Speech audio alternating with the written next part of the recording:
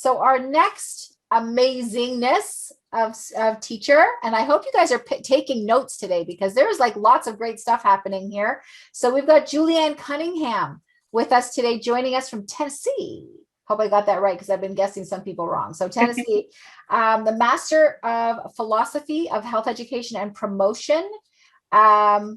You're an experienced yoga teacher, founder of 200 and 300 hour Heart Resource School of Yoga, Reiki master, certified hypnotist, another hypnotist. I'll try not to talk so much this time.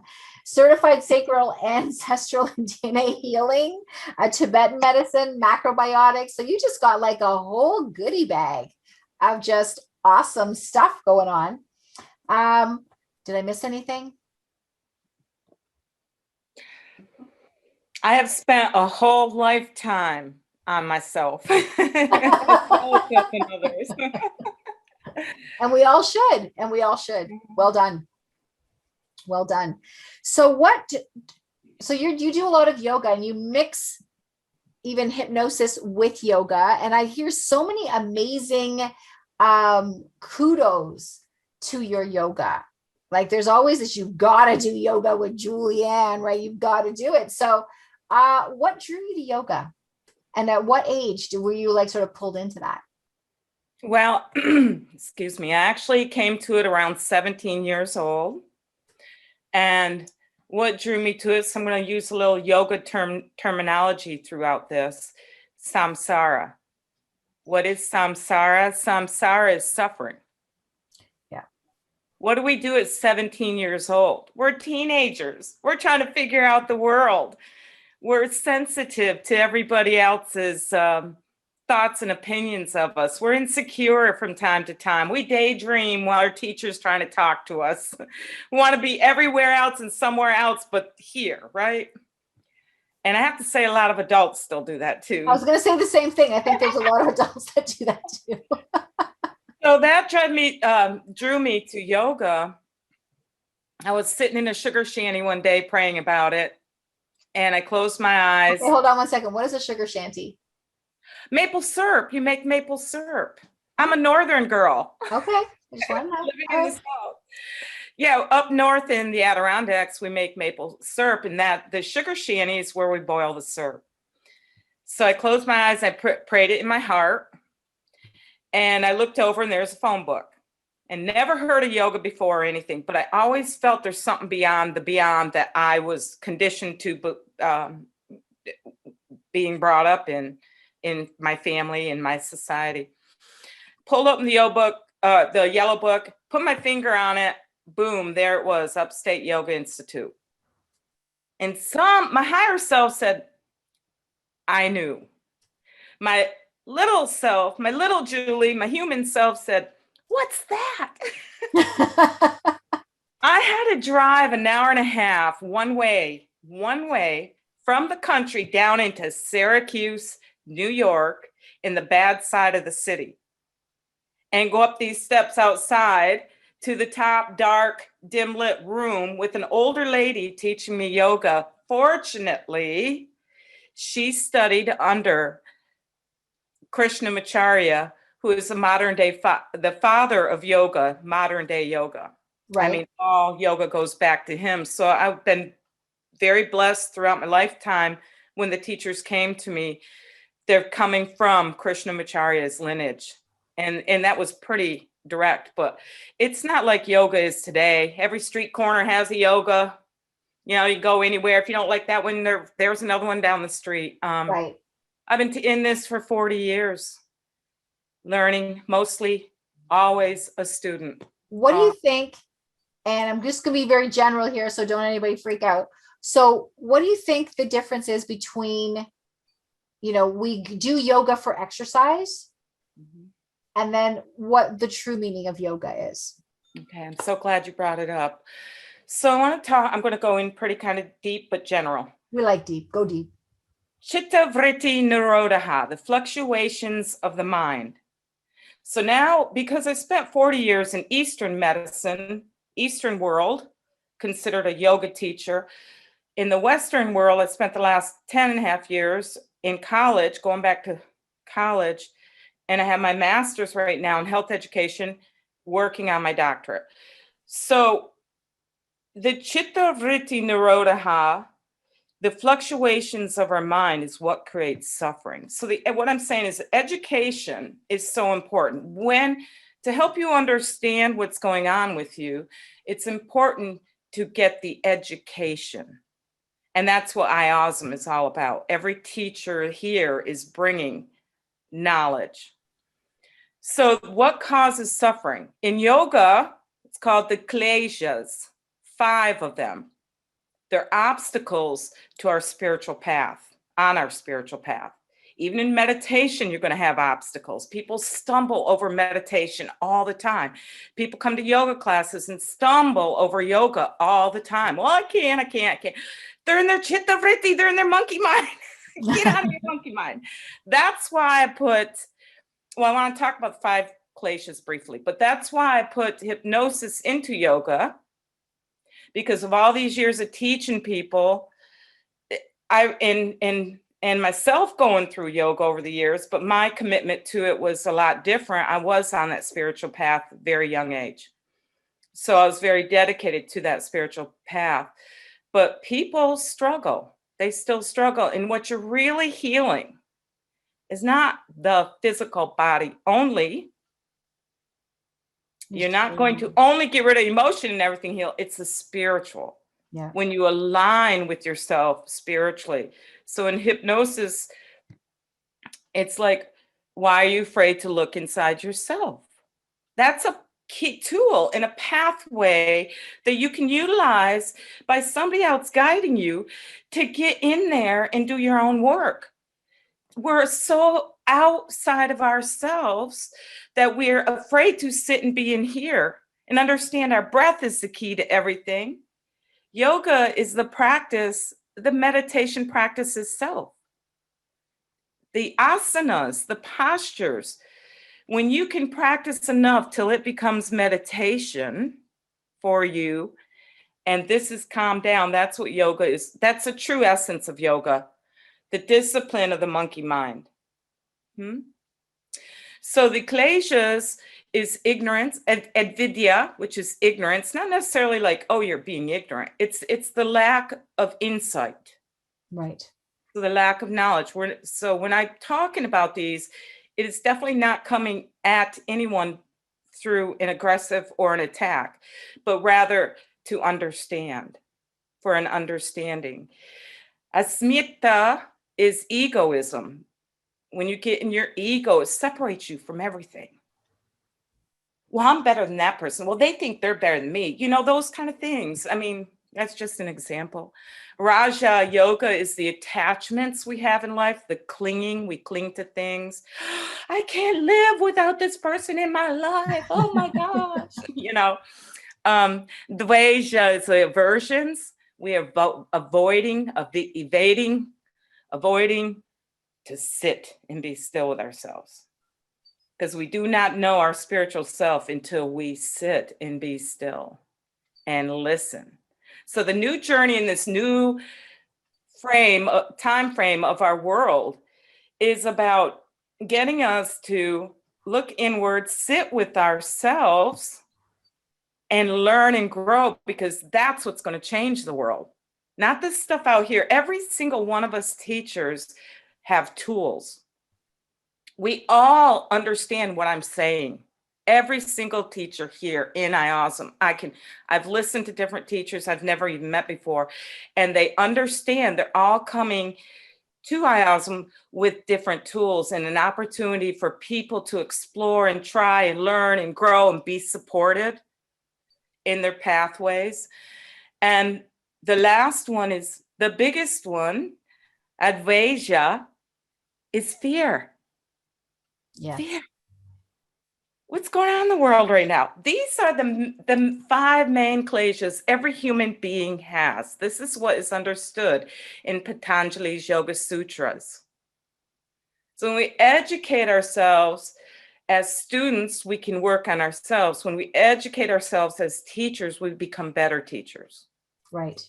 And the main key is to be there and support one another and support our students in their journey, because we are all one. We all have these 5 kleshas we're dealing with from moment to moment, day to day in our monkey mind. So the spiritual path guideline in yoga is what is called Ashtanga Yoga. Ashtanga meaning the 8 limbs of yoga. These are the guidelines. So that I want to go through these really briefly. The first one is called Yama, which is abstinences, how we treat others. There's 5 sublimbs to the first 2. Ahimsa means non-harming. Satya means truth. Are you being truthful with yourself? Are you living according to your spiritual path? Are you being truthful to listen to yourself? Are you being truthful with others? Because if you're not getting it together here, how can you get it together for others? Absolutely. Good point. Satya means non-stealing. Brahmacharya means chastity. So around chastity, or like Cynthia has her sex show, but and we're going to all get into that one. But there is in yoga, well, yeah, it's going to be a good one. Everybody needs to join Cynthia's Pearl. Everybody bring your bars. Now I'm blushing again. Here we go. So in yoga, Brahmacharya means abstinence or chastity. So there's an understanding of how you should utilize your fluids in your body. You know, are you just running rampant and having sex? I'm going to use the S word, I'm sorry. With no thought about it, and you're just running off of your hormonal things, which we do when we're young. 17, and it's also it's a thing right now too. Like when you say that, it's like it's become more, sex has lost its meaning. Yeah. And so there's guidelines around that. A man should not lose his fluids during the day. But this is a yogic path. So if you want to learn more, you come and sign up for my class. I still had a line there that I'm not going to say, but I did have something to say. Everybody behave yourself right now. The last one of the 5 sublimbs of the first of the yamas is aparigraha, which means non-covenants. I don't want that. I want what she has. She has a nice house. She has the best car. Right.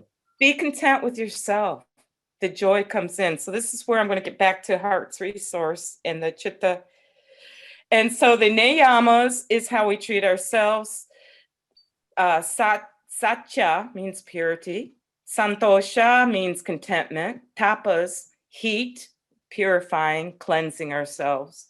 Svadhyaya means the study of scriptures, whether it be the Bible or Patanjali's Yoga Sutras or the Mahagrat, whatever the ancient scriptures are that help you on your spiritual path, to study them. And the best and most favorite one is Yishra Pranandana, which is Contemplation of God. So that's my favorite one, because when we do sun salutes, or anytime I get into teach, I always think I lay all my actions at the feet of God. So I surrender my ego. This isn't about me being a teacher and look at me. This is about, I am a servant. I am someone who is bringing my wisdom and knowledge has come through me from these great teachers and teachings. And trust me, if you can't go to India, if you can't go to the mountain will come to you. Krishnamacharya has come into my sleep time over the years many times. My children, when they're quite young, said, Mom, I'd be laying down. I was kind of tired for a few minutes, and they'd get on bed and they'd be giggling at me. And I'd go, what are you doing? They said, Mom, you're teaching in your sleep. I said, what? And they said, yeah, you're teaching yoga in your sleep. And that's what Krishnamacharya used to do, from my understanding. And I was like, see how it is. So they're going to hit the next few limbs. Asana means the postures. That's just a small part of what yoga is. You go out to every gym in America and every... You're not going to learn any of this stuff. Huh? A lot Yeah. of them, you're not going No. to learn any of this. Like you're just going to go and follow what the instructor's doing and have your 15 or an hour session and you're off in your day. And you're not really understanding what this practice is. Yep. And I'm going to go to, before I talk about the Tibetan monks, I'm going back down to my last question of how I interacted with my students, because we're talking about asana. So the in our culture today, everybody thinks yoga is about, oh, got to learn physical poses and of the breathing technique. And look, I'm doing yoga every day with no clue the path that they're on, no deeper understanding of what it's about and how to discipline their life and grow. They're just in there to come back out and say, yay, I feel great. Well, that doesn't last. That great feeling doesn't last. And they got to keep coming back because they're not transforming. So how do I act? When I'm in a yoga class with my students, I'm in a whole different space. And I'm out of body per se. I'm in spirit. I can see the energy of each individual student. I may even know what's going on in some ways to them, what their issues. There's been times that I have actually seen, and won't get into all that, but so when I'm in a yoga class, I'm actually feeling the energy of each individual student. I did this one class in California, and this lady came, and she was in triangle pose. It's a side angle, and I came over, and to adjust her hand here on her hip, up on her shoulder, and I just gently rolled her open a little more, and I felt ka-ching, ka-ching, ka-ching, ka-ching right through her chakras, and I went, whoa, did you feel that? She said, yes. So we're dealing with a lot more with people than just the physical flesh and bone. And every single one of us teachers understand that. I know we do. Yes. That we are dealing with the spirit. So that's the asana. The last 4 limbs, of course, there's the pranayama, the breathing, which is should be taught by a very experienced teacher. You shouldn't go out and just trust anybody. I'm very picky about who I study under with now. But the amazing last 4 limbs are about meditation. So you practice these first limbs to get your body and yourself prepared. So once again, we're talking about the guidelines in yoga, on the path of yoga. So pratyahara, when we come to meditation, it's called withdraw the senses. So when you breathe and you go in, you're going past even your senses. Right. You're going deep into this source. Dhyarana means concentration. So then you get to that source, then you feel it. Your concentration is emanating in that source, in that internal source, not up here. Dhyana is meditation where you're completely there. And then samadhi, the absorption of the oneness. Right. So samadhi isn't something like I'm going to achieve and I'm going to be a floating saint or God somewhere. It's within you. It's getting yourself to that oneness. So I want to step back real quick. With the withdrawing of the senses, most people, and the concentration. So in yoga, many people teach meditation, maybe saying using an obstacle, an obstacle, a candle. So you bring your mind to that flame and you stare at it and you stare at it. So you're concentrating on that flame, right? And then you get to the point where all of a sudden everything's peripheral and you're past that single point focus into meditation. And then it becomes as if the flame is not there. And that's samadhi. So if we break yoga down so much into minute details, because the monkey mind does need that, there are times we do need that, but don't get stuck in that. So, remove that candle and try and practice that. Practice with a candle. Try it out. Don't get attached. That's an aversion. Get it aside. Know what you're feeling in here in the transition of the chitta vritti, this back into your heart source. My Tibetan teacher said, I studied half my adult life with Tibetan teachers in meditation. And they said, Julie, not just me, but to the students, the heart, many people, or the head, the mind, everybody thinks is up here. Do we not? Well, it's here. It's right here. So what do? We reach out and hug. Our intention is here. So very important to have a very pure intention, Vaishua, pure intention, and a pure heart. There was something else, I just lost it. The transit. So this is very important. So in yoga and over the years of practice, my asana practice with my breath and the transformations and meditations, and then not to mention all the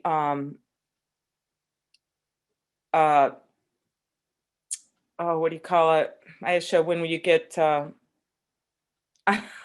haven't eaten this morning, coffee and water.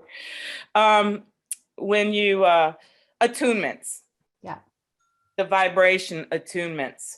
So with all that going on, there's a point that people don't understand. They can either get cut up here, or they're in here in their ego, too much here, but now understanding the connection. So there's a journey from chitta vritti to your true natural here. And through yoga and hypnosis, I can do that with you in a yoga class anyways, but I to transit you, but I have started applying the tools of hypnosis after I got certified that drops you right in during your practice, and you're not even aware that you're doing yoga asanas. You're like, you're past the mind and you're dropped right in. And that's the beauty about yoga with hypnosis. Okay. Just give me 1 second here. And I think I'm looking at all of our people on our teachers, and everybody is zeroed in on you right now. And I just want to do this because I think that you are fabulous. And oh my gosh, just an inspiration, and with so much beautiful knowledge. And we are gifted to have you as part of iAwesome. And I don't even know what to say. You are just, you're right here. Like you are here. And well, we need to get everybody there because we all have that. We all have it. But this, some people are just aspire and work towards being a certain vibration or frequency of energy within them, with their teachings and with everything that they're doing. And then I'm listening to you right now, and I'm just like, I could listen all day. And you are, honestly, you are the heart. You are part of the heart of iAwesome. Absolutely. And thank you for being part of our group, and thank you for being part of our collaboration. And this is the first time. You and I have spoken a lot. You and I are friends. We've become friends. We talk on the phone, but this is my very first time ever listening to you, and listening to your views and what you're going to teach. It's always been very sort of surface, but not quite this deep. And absolutely hearing you right now, Julianne. I am so blessed. I awesome is so blessed. And you're gonna make me cry right now, but I awesome is so blessed to have you. Thank you. And I'm blessed to have you guys. Oh my God, you're making me cry. So I have something to say. Like I always do, but I'm going to say this is to everybody out there. Thank you for being here. Thank you for being in my life. And I'm sure each and every one of us are so grateful and with gratitude that we're all connecting because we are one. We are the world. We are the children. Absolutely. We are the ones to make a brighter day. So let's start living. Don't stop yourself. Open up and blossom in that love that you have, that God-given love that you have. And I'm sorry, I'm going to go home and cry. Oh, I am home. So this is the side of Julianne that I see all the time. It's the comedy. And the comedy, and she just honestly crying. So yes, I'm looking at the panel. The panel's crying, like everybody's crying. So I just exactly. Cynthia's like, we got Joy and Cynthia doing this, and it's just wow, you are amazing. You are amazing. You're an amazing human being, and you are a gift to IAWSOME, and you are a gift to the teachers, and you are a gift to the students.